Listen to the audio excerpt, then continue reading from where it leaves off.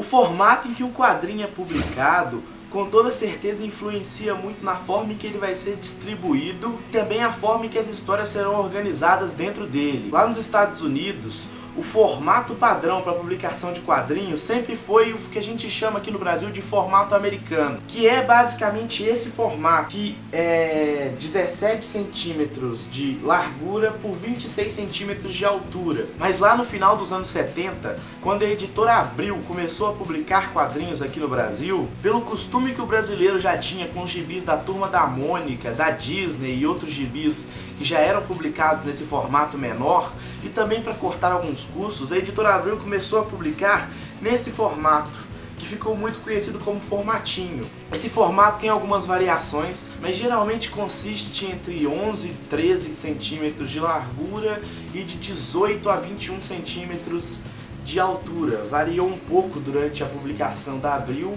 mas de forma geral ficou mais ou menos nessa média. Então a editora Abril publicava sempre em formatinho desde o final dos anos 70, mas eis que de repente, em meados dos anos 2000, a editora Abril resolve zerar todos os seus formatinhos e começar a publicar num formato americano que foi chamado aqui do Brasil de Super-Heróis Premium. Todas as revistas que até então eram publicadas em mix em formatinhos, como por exemplo o formatinho do Incrível Hulk, que sempre continha outras histórias além do Incrível Hulk, como por exemplo nesse caso aqui tem histórias do Namor junto com o Incrível Hulk e tudo mais. Não junto com o Incrível Hulk, na mesma revista tinham histórias do Incrível Hulk e histórias do Namor, como por exemplo as revistas do X-Men, que tinham revistas só do X-Men, tinha a revista do X-Factor, e naquele mesmo formatinho continham várias e várias revistas. Eis que a editora Abril começa a publicar esses formatos americanos que foram chamados de Super-Heróis Premium, contendo 160 páginas, sendo um encadernado de capa cartonada e contendo as histórias de vários heróis da Marvel e da DC. Pense que várias revistas que já estavam em números avançadíssimos, como por exemplo a própria revista do Incrível Hulk, que já estava no 165, foram zeradas e colocadas dentro de outros mix. E algumas revistas que eram publicadas dentro dos mix que já existiam da editora Abril foram simplesmente extinguidas aqui no Brasil, e simplesmente a Abril disse que não ia mais publicar essas histórias. Eu até me lembro de, na época, final dos anos 2000, 2001 por aí, eu me lembro de ter comprado uma ou outra revista da editora Abril, desse formato premium. Mentira! Mas como eu não vivi muito bem a época, eu vou chamar alguém aqui que provavelmente vocês todos já conhecem, que vai falar um pouco mais, com um pouco mais de detalhes, e que realmente viveu a época, então tem mais propriedade para falar sobre isso.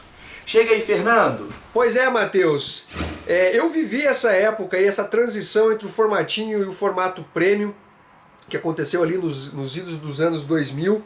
Eu ainda estava, não digo começando a colecionar, mas o meu leque de opções começou a aumentar exatamente nessa época aí.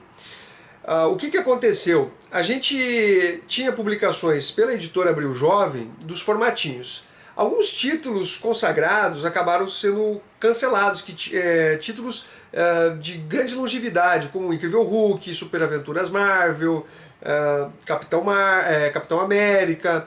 Esses títulos foram cancelados, deram origens a outros títulos em formatinho, que foram aquele Marvel 2000, Marvel 99, Marvel 98 e os outros títulos mais importantes, como Batman, Superman, X-Men, Homem-Aranha, que vendiam mais, eles foram mantidos além de outros títulos.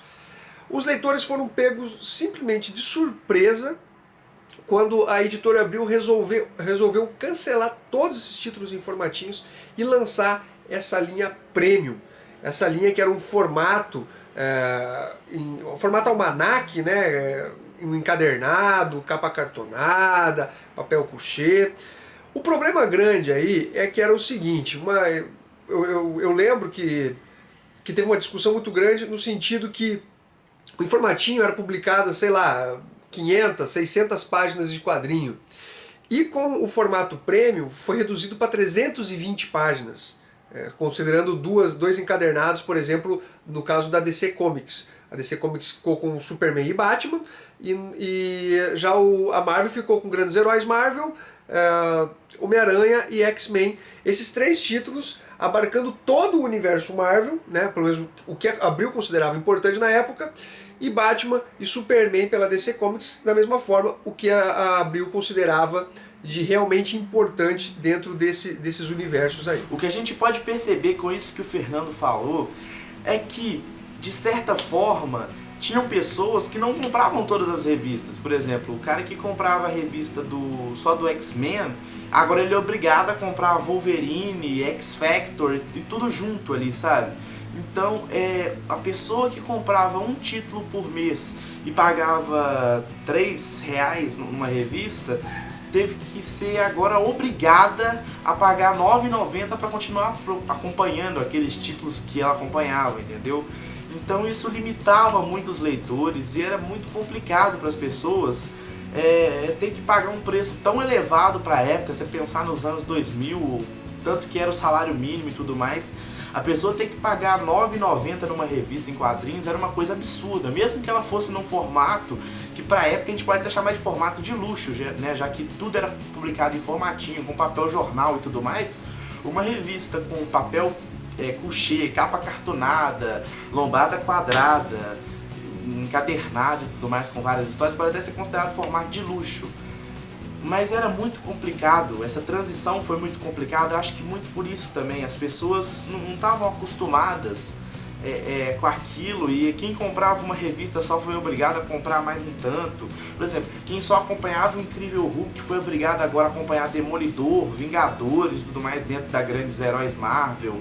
Então eu acho que foi um grande erro da Editora Abril a forma com que ela executou, porque na minha opinião a ideia não é tão ruim quanto parece, mas a forma com que a Editora Abril executou essa transição do formatinho para o formato americano foi muito mal feita. Eu acho que isso que gerou essa grande rebelião dos leitores contra a Editora Abril. Cara, era muito interessante ver a confusão que causou isso daí, porque de um lado tinha os editores da Abril Jovem e do outro os colecionadores e leitores.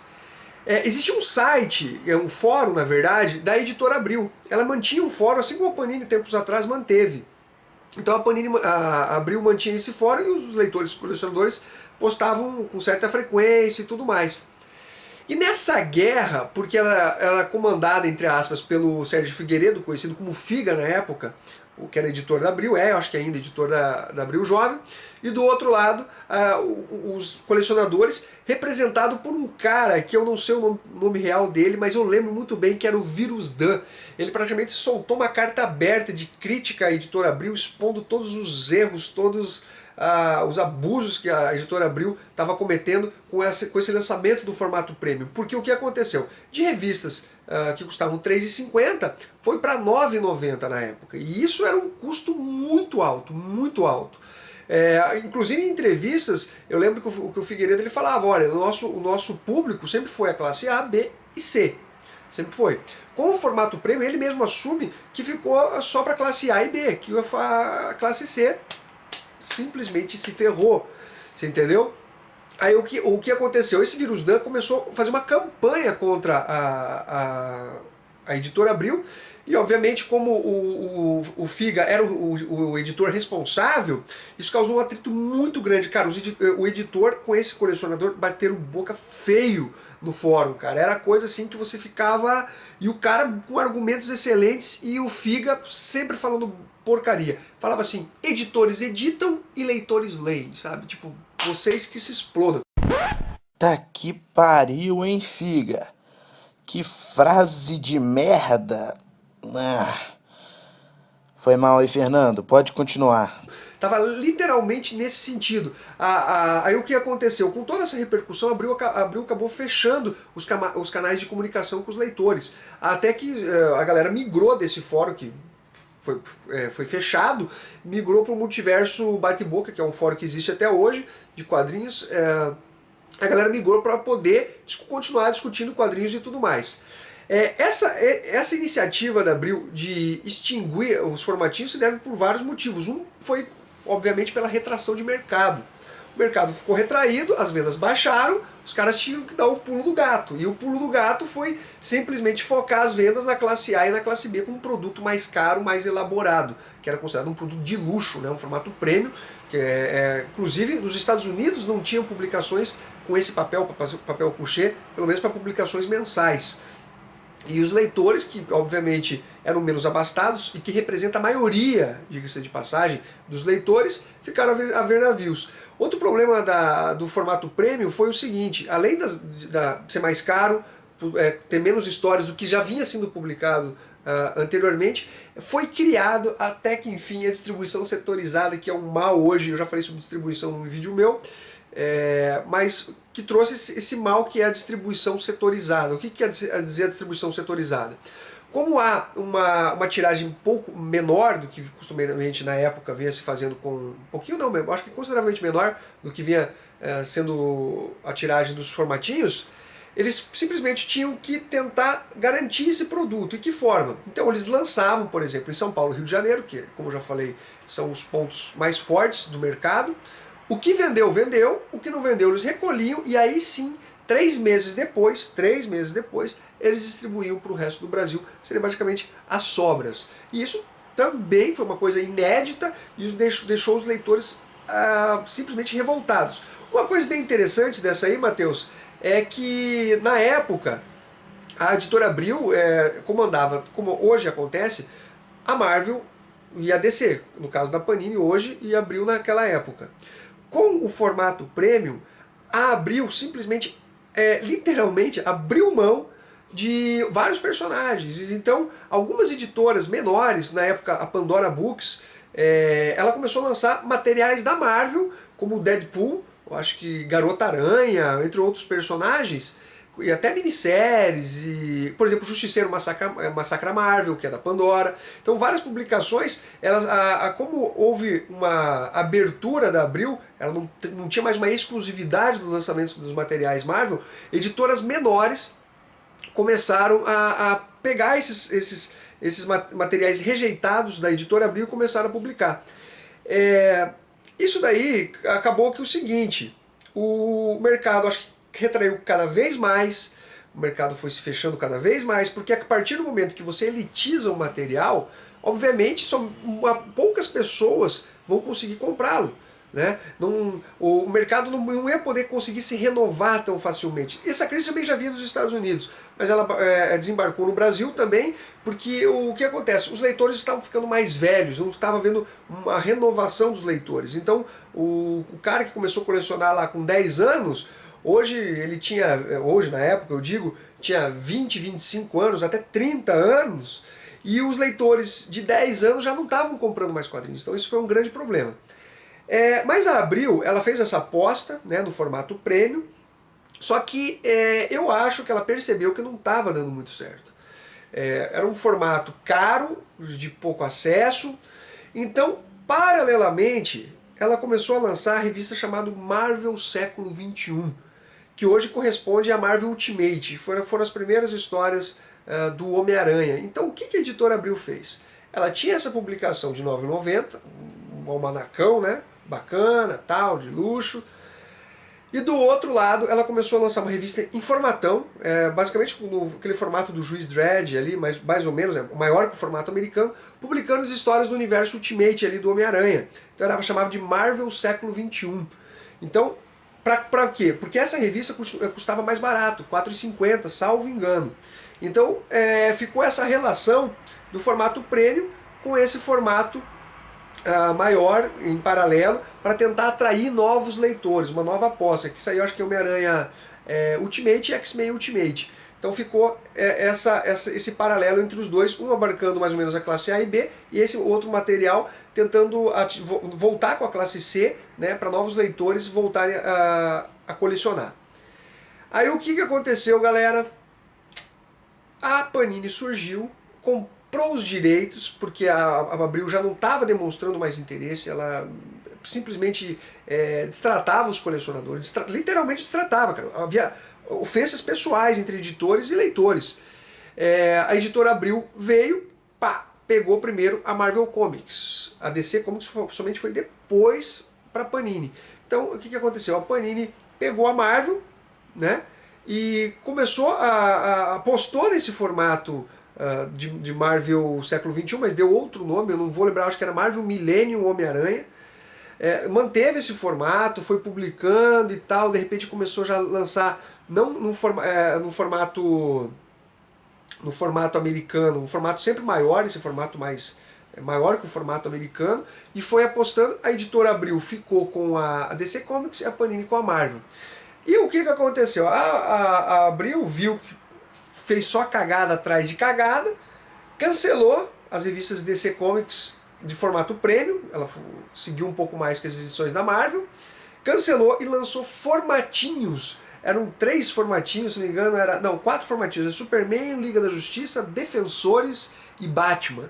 Eram 4 formatinhos, se não me engano, com 80 páginas cada, e lançou até alguns materiais dessa época, que foi Mundos em Guerra, uma grande saga da DC Comics. Do outro lado, a gente tinha a concorrente, que é a Panini, com os materiais Marvel. E um material Marvel ali com um preço nada abusivo com relação aos formatos premium, e lançando material vasto, com bastante qualidade, num formato maior, enquanto a DC simplesmente resolveu dar o passo para trás e voltar para os formatinhos, coisa que ela mesma acostumou os leitores a não querer mais, que foi o formato premium.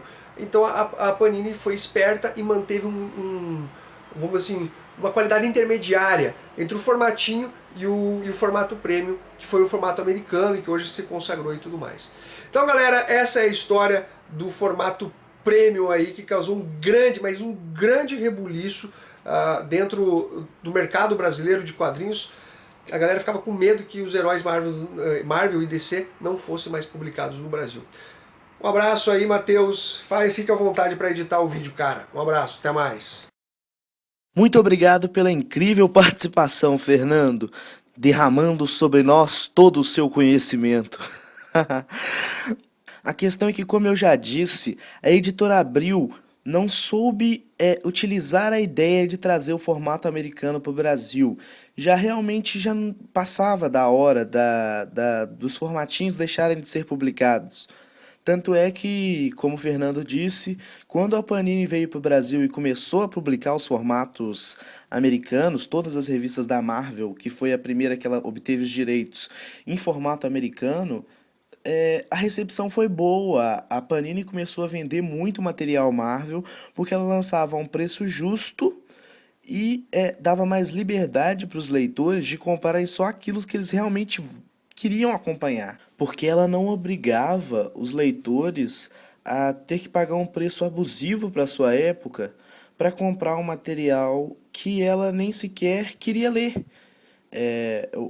O leitor tinha que comprar um mix, um encadernado grande, né, considerando a forma com que a publicação era feita anteriormente, para poder ler coisas que às vezes ele nem queria ler, cara. Igual eu disse, como era aquele mix. Então, por exemplo, no mix dos X-Men tinha... Dos X-Men não, do Grandes Heróis Marvel tinha lá Demolidor, Homem de Ferro, Vingadores, Thor, Incrível Hulk. Se a pessoa colecionava só Incrível Hulk e pagava R$3 no formatinho, ela passou a ter que pagar R$ 9,90 e vir com esse tanto de história que ela nem sequer precisava ler, cara. Nem precisava ou não queria ler. Então, eu acho que o erro da Abril tá mais ou menos aí. Ela não soube executar a ideia de trazer esse formato premium para o Brasil. Esse formato premium não, né? O formato americano, porque o erro foi exatamente trazer no formato premium. Eu acho que já passava da hora já da Abril tirar os formatinhos do mercado, porque já era uma ideia muito ultrapassada, muito medieval para a publicação de quadrinhos, a gente já entrando no século XXI e tudo mais. Mas a forma com que a Abril fez isso foi absurda, cara. Ela tentou tirar totalmente pessoas que já liam quadrinho há muito mais tempo. Então, tipo, os leitores da classe C não tinham a condição de pagar R$ 9,90 no encadernado. Então, acho que a forma com que a editora Abril executou essa transição do formatinho para o formato premium foi falha, e por isso a editora Abril perdeu os direitos de publicação da Marvel e da DC aqui no Brasil. E hoje a Panini publica, não digo que a Panini publica de forma perfeita, mas hoje a Panini tem feito um bom trabalho, não dá para reclamar. Quem viveu aí como o Fernando, viveu a época da Editora Abril, sabe que não dá para reclamar da Panini. Então, em grande parte, é mais ou menos isso.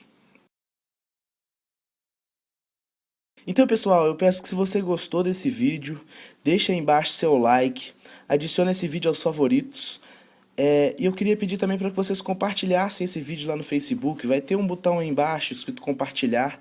É fácil, é só porque vocês são a única forma que a gente tem de divulgar o canal. Então, se vocês puderem dar essa força, eu agradeço muito. E mais uma vez agradecendo muito a participação do Fernando, grande parceiro aí do canal Central HQs. Se por algum motivo você não conhece o canal do cara, tá aqui na tela agora os últimos vídeos dele, vai estar na descrição também. Então, se você não conhece o canal dele, vai lá conhecer, que ele é o cara. Então, não deixe de conferir. Então, brigadão, Fernando. Você acrescentou muito ao vídeo. O vídeo foi basicamente seu e eu fui construindo o vídeo em cima das informações que você deu, porque por mais que eu fizesse pesquisas e tudo mais, eu não ia ter a informação de uma pessoa que viveu a época como colecionador. Então, valeu aí, Fernando. Eu vou ficando por aqui. Valeu e até o próximo vídeo.